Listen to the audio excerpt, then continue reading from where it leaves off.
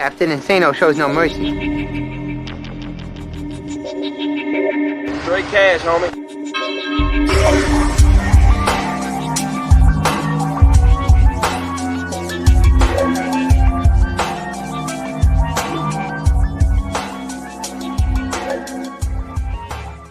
Hold on to your butts. What's up, everybody? Welcome back to the Basic Monsters Game Day podcast. What a win. What a win. That was a good win. That shit scared me at the end. Yeah. I was terrified at the end. That tip ball that just hung up there way too long for my liking. Thank God it fell into the arms of the Bears cornerback. But, man, that was too close to call. Bears win, though. Bears win. 33-27. That was a good game, man. Closer than I thought. Yeah. I did think the Bears should have separated themselves. There was too many missed opportunities. Although I love what Carol Santos is doing, you need touchdowns, man. I'm sorry to say, you need more touchdowns.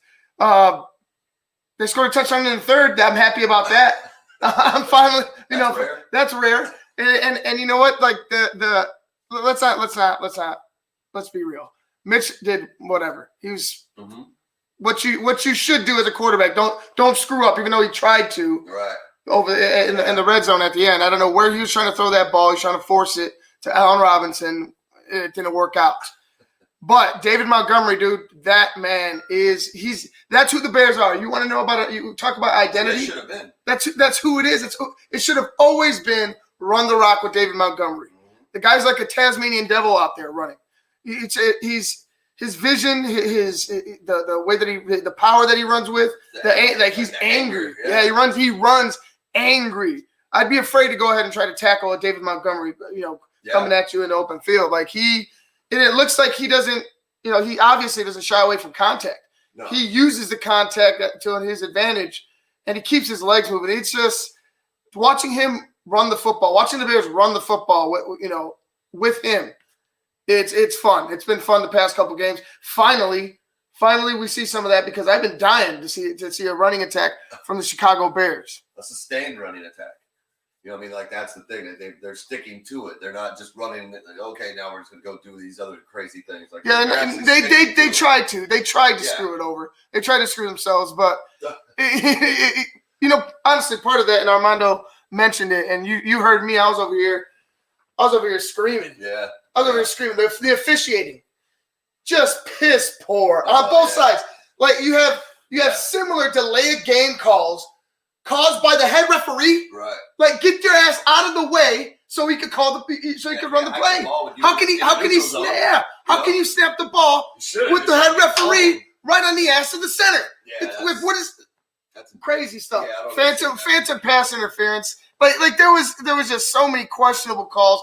There was a play where Mitch did a great job, got out of the pocket, scrambled, got the first down, slid at the first down marker, and then boom, got dove right on top of. When the defensive player had plenty of time to slow himself down, no flag call. What the shit is this? Like you need to bring this up to the league because there's been egregious calls this year. Just piss poor calls, man. It's been killing me.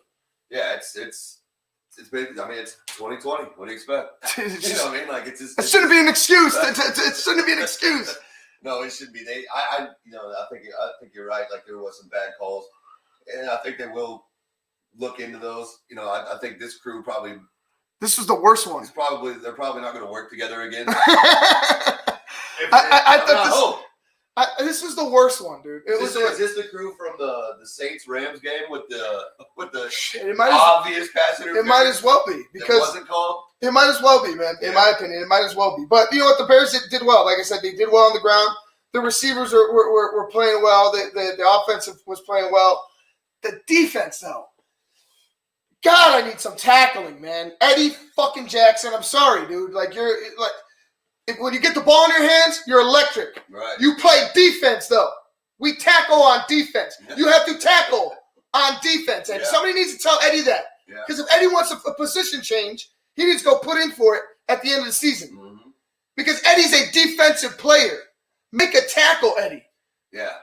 Yeah, he's just trying to get fancy, trying to punch the ball out. He was the same guy that was basically doing the tango with who was that earlier this year when he was it was a tight end from someone and the tight end was right and he's like literally just like right there around him but just wouldn't tackle him. Just wouldn't. It's just today was like that. He just came up and it's just kind of swatted at the ball and didn't try to wrap up with the other arm or nothing. So it's yeah. I mean, you definitely needed to start hitting or tackling. I mean, just bump him. I mean, if anything, I mean, just like there's a play on the side. There's a play on the sideline where Viking tight end caught the pass, came out, he went towards the sideline and veered back in. So he's right on the out of bounds line, and Eddie's got a line. He's beeline right to him. Mm-hmm. He's got a direct shot. And what does Eddie do? He allows him to go past him and then attempts to catch up and try to punch the ball out. Mm-hmm. Eddie, enough, bro. Yeah. I've seen enough of this. Make the tackle. You've been getting torched all year long, and then you pat the dudes on the ass that torched you. Right. Like we seen it again. High-fiving them. High-fiving them and shit. That was crazy. Come on, bro. Adam Thielen scores a touchdown, and he's butt naked in the end zone, and you want to high-five him? Right. Come on, Eddie. Come on, bro. Like, you're better than that. Like, you have to be better than that. That's the thing. You have to be better than that. Yeah. Like, this team, is as well as they've been playing as of late. Oh, man, the mistakes. The points that are left. Mm-hmm. The points that they should have had a touchdown. That should have never been an interception. Mm-hmm. Should have had a touchdown. What I was telling you was they should have went 4 downs. Right. That drive where Mitch threw the pick. They should have went 4 downs, and if they don't get the touchdown, screw it. Go ahead. Go 95 yards. Right. Go 96 yards. And the clock's still working against them the whole time. And the clock is still working against them. The thing that I like the most is the Bears ran the ball. Even at the end of the game, to the very end, that last drive where right before Carroll kicked his the field goal to make it 33, you just focused on running the football. That was the game plan. Mm-hmm. They got it down to a minute. That minute wasn't enough, obviously, for Kirk Cousins. The defense did a great job keeping them in bounds. And to be honest with you, man, Chuck Pagano has frustrated me too many times. Like there was too many drives that would look too easy, bro. Yeah. Oh yeah, that one was just like I looked up all of a sudden. I was like, damn, they're already down there again. Yeah, it was fast. It was fast. It was really quick.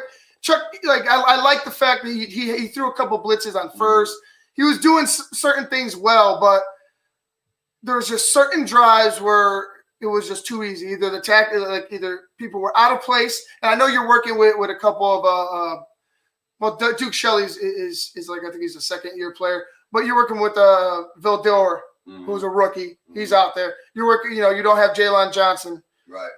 I can understand that with the rotation of guys going in and out, but still not an excuse. You have to wrap. Like, I'm sorry. Like that's the main thing that I saw was Eddie Jackson and anybody in that secondary. You got to hit. Gibson looked a little sheepish going in for some of these hits. Even it's. I understand going after the ball. I understand you guys want to be playmakers, but at a certain point, man, you need to make the stop. Yeah, I mean, we saw Trevathan show his face today. He was in there and had a few tackles and whatnot. And Roquan, same old Roquan all over the place. Roquan's like a missile. He's just that guy's just.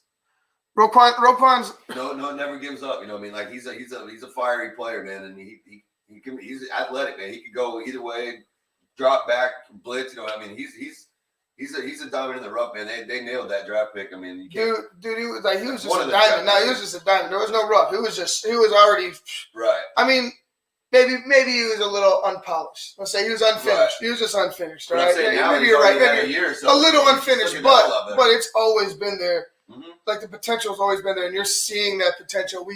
Like the dude, they showed the play. He was on the other side of the field and caught Justin Jefferson on the backside from behind. The guy, he's like the Predator, dude. Like when you see him, he's just locked. Yeah, he's locked, and you're not getting away from him. Right. He's so fast. He hits you with everything he has. I love Roquan Smith as our middle linebacker, dude. Like he was a right pick. He's the only pick I could say Ryan Pace flat out nailed. Yeah. In recent history. for sure. But yeah, that first half they had Dalvin Cook, looking human.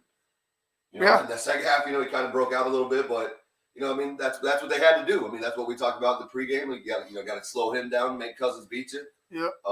Cousins did hit a few guys. He did a little better than I thought he'd do today, but that's the Vikings. We all know it. Now it's the Jefferson and Cook show. But Thielen did get his touchdown, which he's normally always good about. He's always due to get one probably. But Jefferson is, man, I'll tell you what, that kid right there, I could put him in the lineup in line for that rookie of the year too, man. Because that guy's setting records, man. He's everywhere, man. He was everywhere. Just broke Randy Moss's record today. Right. And who? Darnell Mooney broke a record. I forgot who the dude was. Harlan Hill. Back in 1950. Darnell Mooney broke the rookie record for receptions with 46. I think he has 46. So he might have had a few more after that. But the record was 45. Darnell Mooney surpassed that, obviously, today. And that was a record that stood since 1954. That's like 46. That's it. I mean, I can imagine a rookie maybe with 60. Yeah. You know what I mean? Like 60, 64. Man. And that's the Bears, baby. That's our history of offense right there. It's that bad.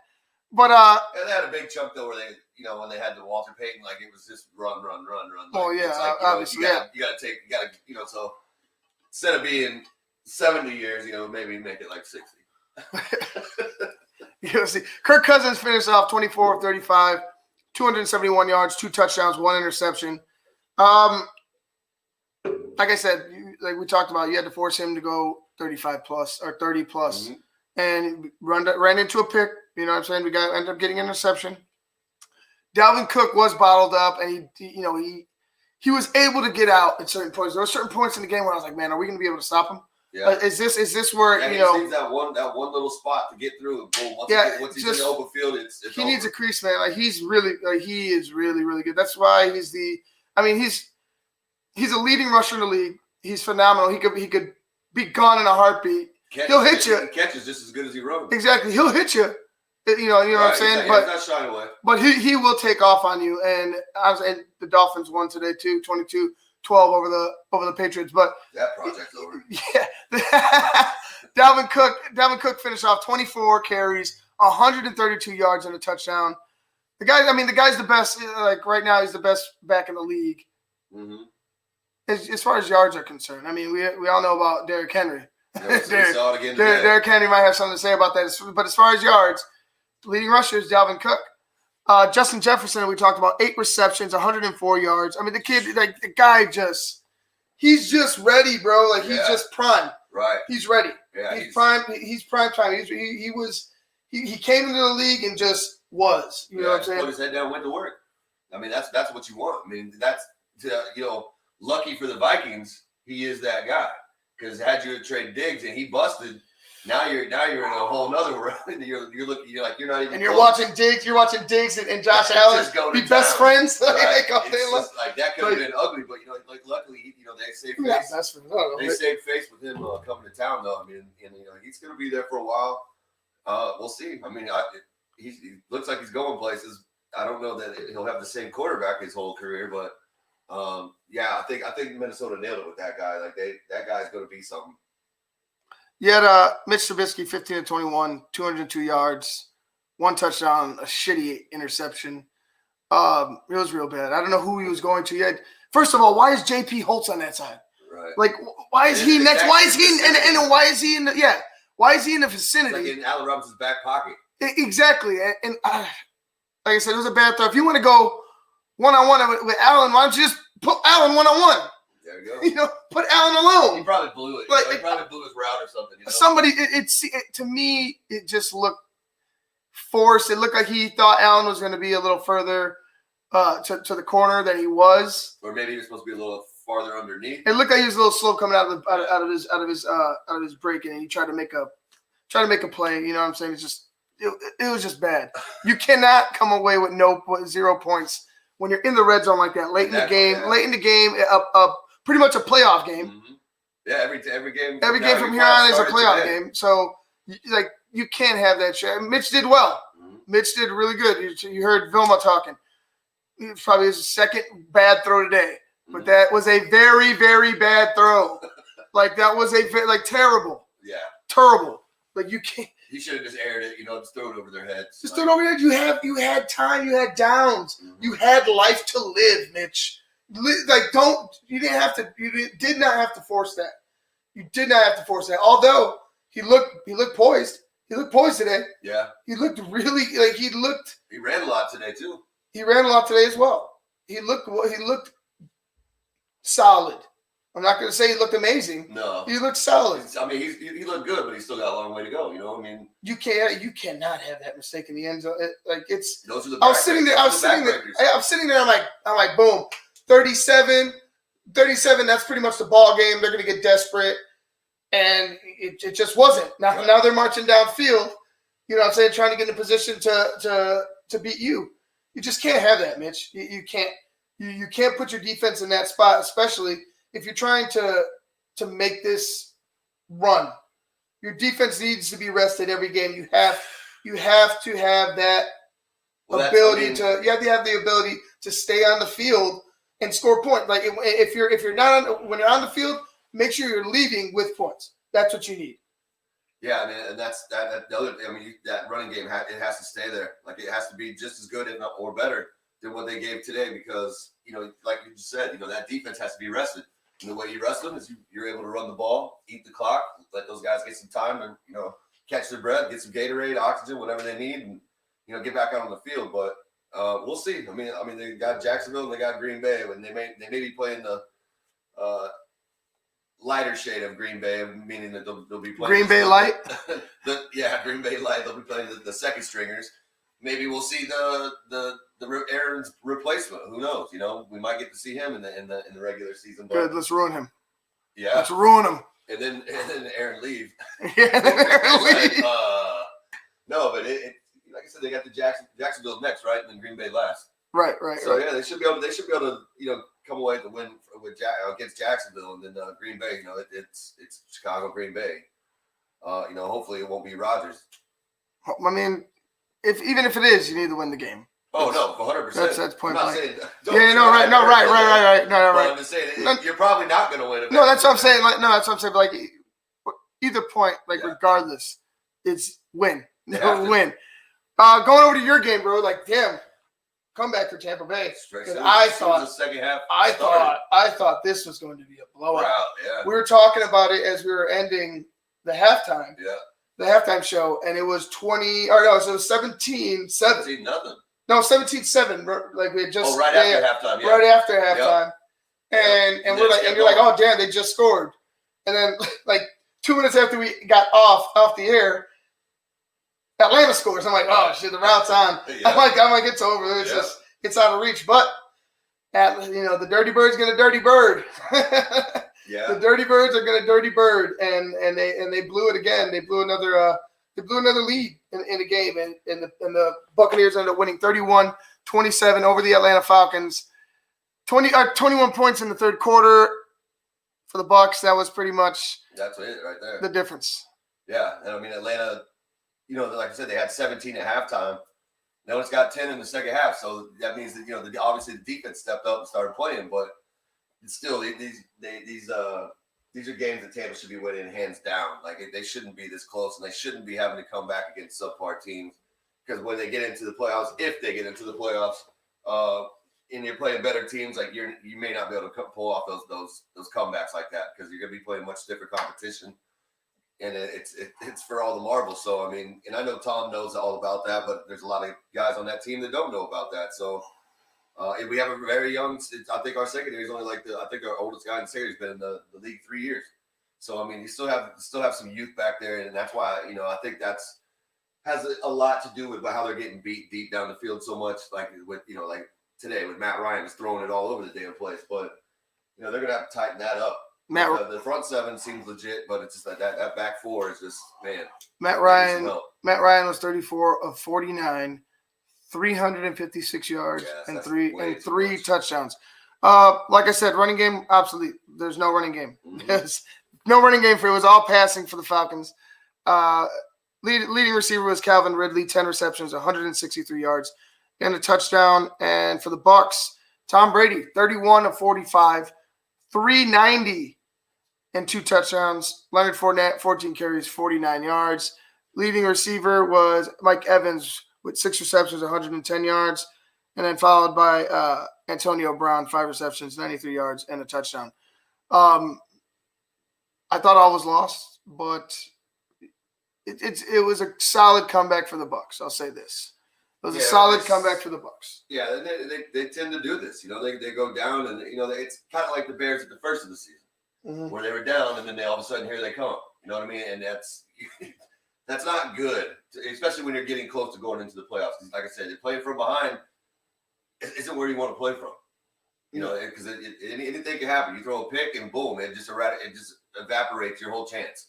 You throw a pick six, and boom, and it puts you even farther behind, and it's not good, man. And like I said, we're not having Ronald Jones today. That hurt a little bit too. I'm not sure. We might have him back for next week. I'm not sure how long he's been in COVID protocol, but hopefully he'll be back within by next game. Because we're gonna, like I said, from here on out, we need everybody that can play to play. I mean, we need everybody. Like we're in the same boat. Like we have to win all the rest of our games too. So they gotta get right. And I was reading some Tampa fans that were commenting on a post about Bruce Arians, and man, they are not happy about Bruce Arians. No, they're like, get him out. Like they want him gone. Like there's a lot of people that are calling for his job. So we'll see how that. See, we're not so different, you and I. Right. That's what I'm saying. Like they really are almost the exact same team. It's kind of crazy when you sit there and you look at it and you think about it. It's like they are really almost the same team, just 2 different eras. Oh man, it's postseason should be fun no matter what. But this last little stretch, these last 2 games, a lot of stuff can happen. A lot of things can happen. It's gonna be fun. It should be fun. Scores from around the league.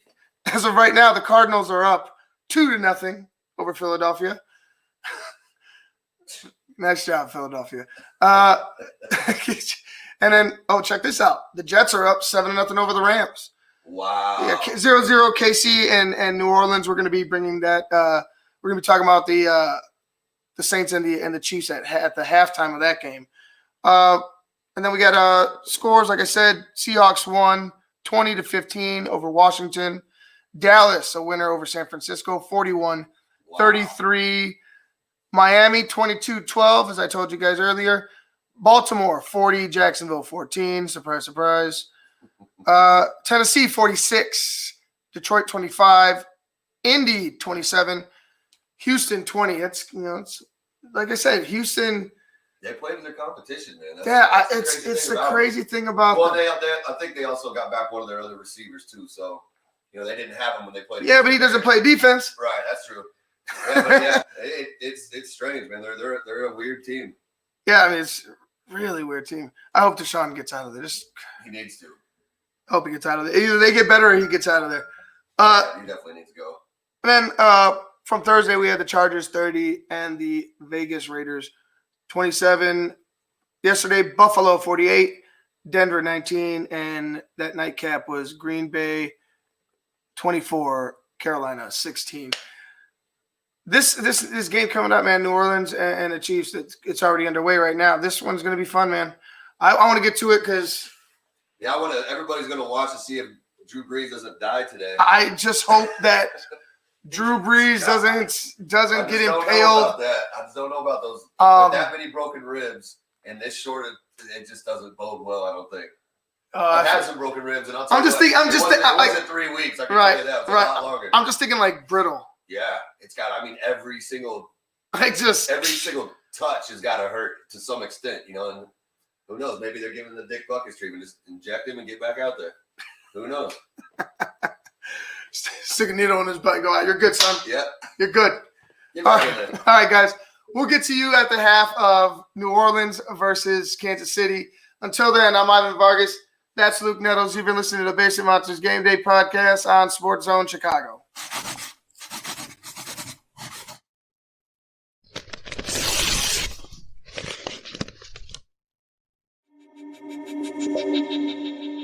Captain Insano shows no mercy. Straight cash, homie.